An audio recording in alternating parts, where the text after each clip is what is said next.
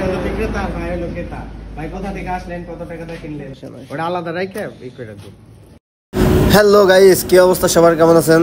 আজ সেই ছোট ভাইয়ের জন্য 4V গাড়িটা আনতে যাচ্ছি। আপনাদেরকে একদিন যে গাড়িটা দেখাইছিলাম, একটা 4V কিনতে গেছিলাম, দেখতেছিলাম পছন্দ হয়েছে, তো সেই গাড়িটা আনার জন্য আজ আমরা দোহারের দিকে রওনা দিয়েছি। তো এখন বাজে বেলা 3টা, সাড়ে 3টার মতো। আমরা গাড়িটা নিয়ে ফিরে আসবো। তো আমরা সেই জায়গায় পৌঁছে গেছি। জায়গাটা হচ্ছে দোহার নবাবগঞ্জে আমরা ওখানে নেমে গেছি। এখন এখান থেকে রিক্সা দিয়ে যাইতে 30 টাকার মতো ভাড়া লাগবে। এখান থেকে আমরা বাসায় যাব। ওই যে দোহার নবাবগঞ্জ লেখা আছে, 2 কিলোমিটার পথ। তো আমরা এখন যে রাত হয়ে গেছে, সন্ধ্যার পরপরই 3টা বাইক নিয়ে রওনা দিছি সেই 4V বাইকটা আনার জন্য।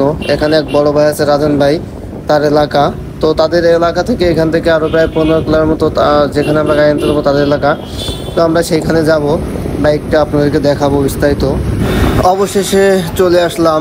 এই যে সেই 4V বাইকটা, গাড়িটা যেরকম দেখে গেছিলাম সেমনই আছে। অন টেস্ট বাইক, 1,55,000 টাকা দাম। তো আজ আবার নতুন করে আসছি। এই যে আমরা যাচ্ছি স্ট্যাম্প কিনতে, গাড়িটা স্ট্যাম্পে লিখে নিব, পরে মিরপুর বিআরটি থেকে আমরা কাগজ করে নিব। তো এখন স্ট্যাম্পটা লিখে নিয়ে আসি। এই নিয়ে হচ্ছে সাক্ষী সিগনেচার দিচ্ছে, যেহেতু স্ট্যাম্প করে নিব কাগজপাতি করতে হবে। গাড়ির মালিকানা করা পর্যন্ত আমরা স্ট্যাম্পে লিখে নিচ্ছি। এদের যে লোক আছে এরা সবাই সাক্ষী দিবে। ওই যে ছোট ভাই ব্যাগ ঘাড়ে, ও আসছে মূলত গাড়ি কিনতেছে। তো গাড়িটা এই যে এখানে আছে, আপনারা জানাবেন গাড়িটা কেমন হয়েছে, দাম কিরকম পড়লো, দাম কি বেশি হয়ে গেল না কম হয়ে গেল। ইনি হচ্ছে আমাদের নিজস্ব লোক, রাজন ভাই। ইনি হচ্ছে রাজন ভাই, আমাদের পক্ষের লোক, যে গাড়িটা আমরা কিনছি সেজন্য রাজন ভাই সই। আর এই যে হচ্ছে গাড়ির মালিক, যার থেকে আমরা গাড়ি কিনলাম সে হচ্ছে গাড়ির মালিক, অবশেষে তার সই। আর এবার দেবে, ইনি হচ্ছে বিক্রেতা, এবার আমরা ক্রেতার সই নেব, যে হচ্ছে ক্রেতা। এই যে গাড়ি বেচছে, মনে হয়তো একটু খারাপ খারাপ লাগতেছে। এই যে হচ্ছে ক্রেতা, এ আজকে থেকে গাড়ির মালিক হলো 4V গাড়ির মালিক, 1,55,000 টাকা দিয়ে। তো অবশেষে গাড়ি কিনা হলো, মিষ্টি খাওয়া দাওয়া হবে, সে তো খুশি, মহা খুশিতে আছে, একটা গাড়ির মালিক হলো। এই যে টাকা বের করতেছে, এখন আমরা টাকা লেনদেন করব। বিস্তারিত ভিডিও দেখেন।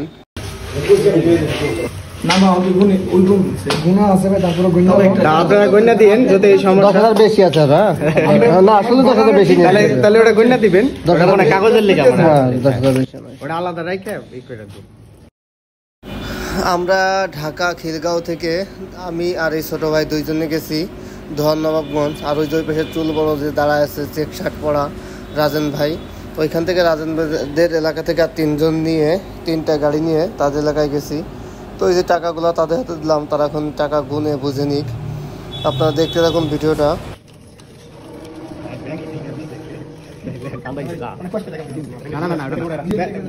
যদি দেয় তাহলে তো বলতে হয়।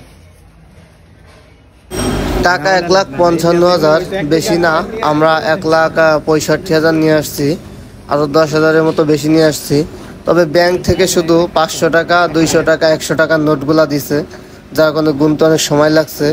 আর আমরা যেখানে গাড়ি বেচাকেনা করতে আসছি, এখানে একটা বাইকের শোরুম, এরা এইখানে গাড়ি মডিফাই করে এবং স্টিকার করে। আপনারা যে যেখান থেকে পারেন এখানে এসে মডিফাই ইচ্ছা মতো স্টিকার করা নিতে পারবেন, অ্যাভেলেবেল সব কিছু আছে।